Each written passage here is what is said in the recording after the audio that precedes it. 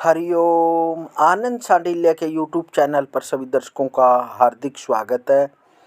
दर्शकों, आज बताएंगे मकर संक्रांति के बारे में, क्योंकि 14 तारीख को सूर्य मकर राशि में प्रवेश करते हैं। इस दिन दान पुण्य का बहुत ही महत्व है और मकर संक्रांति के दिन क्या क्या करना आपके लिए लाभदायी होगा और इस दिन हम क्या क्या विशेष कार्य कर सकते हैं जिससे आपको बहुत ही लाभ प्राप्त हो। जिन्होंने भी इस चैनल को सब्सक्राइब नहीं किया है वह आनंद सांडिल्य चैनल सब्सक्राइब कर लें, ताकि जो भी इस चैनल के माध्यम से जो जानकारी मिले वो आपके पास पहुंच जाए। 14 जनवरी के दिन संक्रांत होती है। सुबह हलवा पूरी या खीर बनाते हैं और खिचड़ी रेवड़ी रुपए मूंग की दाल चावल मिलाकर गरीब को दान देते हैं। साथ में स्मृत्य होने पर कोई भी 14 चीजें मिनस्कर गरीबों को बांट देते हैं। वैसे तो भक्तों संक्रांत के 360 प्रकार के नेग होते हैं। जिस लड़की की इस वर्ष शादी होती है उस लड़की से जो भी नियम करवाया जाता है दूसरे वर्ष उस लड़की से उद्यापन करवाकर उसके मायके से ससुराल में विशेष बयाना भी भेजा जाता है। इस बयाने में मावे अर्थात खोए के 360 बये अर्थात पेड़े या लड्डू और सास ससुर के कपड़े, चांदी का दिया, बत्ती व चिड़िया, बाजरा चावल और समर्थ्य होने पर पूरे परिवार के लिए कपड़े भी भेजे जाते हैं। संक्रांत पर लड़कियों के यहाँ समर्थ्यानुसार प्रतिवर्ष लड़की दामाद व बच्चों के गर्म कप वस्त्र, फल मिठाई, गज्जक व रेवड़ी और दामाद के टीके का लिफाफा लड़की व बच्चों के रुपए भेजे जाते हैं। बहुएं ससुर जी को जगाने और कपड़े पहनाने का नेग गुड़ की भेली, फल रुपए देवे व ओढ़ने बिछाने के कपड़े देवे। सास को सीढ़ी चढ़ाने उतारने का नेग तथा ननदेऊ जेठ जिठानी को वस्त्र दे। बहुएं देवर को बादाम से मनाने आदि का कार्य भी संक्रांत के दिन करती हैं। आज के दिन से 1 वर्ष तक चिड़ियों को 1 मुट्ठी बाजरा डालना, जमादारनी को 1 टोकरा व झाड़ू देकर 1 वर्ष तक घर के बाहर झाड़ू लगवाना और अगली संक्रांत पर साड़ी, ब्लाउज, कपड़े और रुपए देना, घर के दरवाजे के बाहर दिया जलाना अथवा 1 माह तक 1 थाल प्रतिदिन ब्राह्मण को दान देना आदि नियम भी कुछ महिलाएं धारण करती हैं।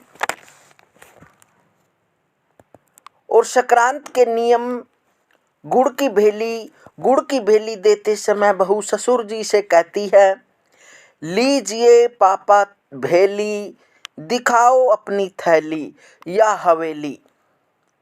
मेवा मठरी, फल मेवा मठरी देते समय बहू सासू जी से कहती है, लीजिए माँ जी मठरी, खोलिए अपनी गठरी। पति को पान खिलाकर पत्नी कहती है, लो सैया जी पान, रखो सदा हमारा मान। पति को छुआरे देकर पत्नी कहती है, लो सैया जी छुआरे, सदा रहो हमारे। देवर को छन्नी में बादाम देकर बाबी देवर से कहती है, लो देवर जी बादाम, बनियो हमारे गुलाम। ननद को मनाना, छोटी ननद के कपड़े बनवाकर पतासे देकर भाभी कहती है, लो ननदिया पतासे, दिखाओ अपने तमाशे। घाट पाट सींचने का नियम बड़ी संक्रांत से लिया जाता है। यदि रोजाना सींचना हो तो रोज सींचा जाए, अन्यथा महीने में जो एक संक्रांत आए उस दिन 31 जगह पूरे एक माह का सींच कर पूरा कर दिया जाता है। अपने घर के आगे थोड़ा सा गोबर रखकर उस पर जल के छींटे देकर गोबर पर रोली की 7 बिंदी लगाकर चावल चढ़ाए जाते हैं। जल गोबर की ढेरी के आगे सींचा जाता है। इस प्रकार 12 माह तक पूजा की जाती है। इसके बाद दूसरी संक्रांत के अवसर पर एक साड़ी या ओढ़ना तथा एक चांदी के गिलास में मेवा भरकर तथा उस पर 1 रुपया रखकर हाथ से स्पर्श करके, हाथ फेरकर अपनी सास के चरण स्पर्श करके देते हैं। चिड़िया मुट्ठी देने का नियम बड़ी संक्रांत से ही लिया जाता है। 12 माह तक एक एक मुट्ठी चावल चिड़िया को देते हैं। यदि रोज देना संभव न हो तो 31 मुट्ठी चावलों की महीने में आने वाली संक्रांत को चिड़ियों को देते हैं। 12 माह पूरे होने पर बड़ी मकर संक्रांति के दिन उद्यापन करके एक चांदी की चिड़िया, चावल तथा रुपए इन पर हाथ फेरकर अपनी सास के चरण स्पर्श करके उन्हें देते हैं। कोठी मुट्ठी का नियम भी बड़ी मकर संक्रांति से लिया जाता है। एक बर्तन में चावल भर लिए जाते हैं। उस बर्तन में से प्रतिदिन मुट्ठी भरकर चावल थालों में भर लिए जाते हैं। इसके बाद इन थालों के चावलों को प्रतिदिन अथवा 31 थाली चावलों को माह की संक्रांति तिथि के दिन ब्राह्मणों को दान देते हैं।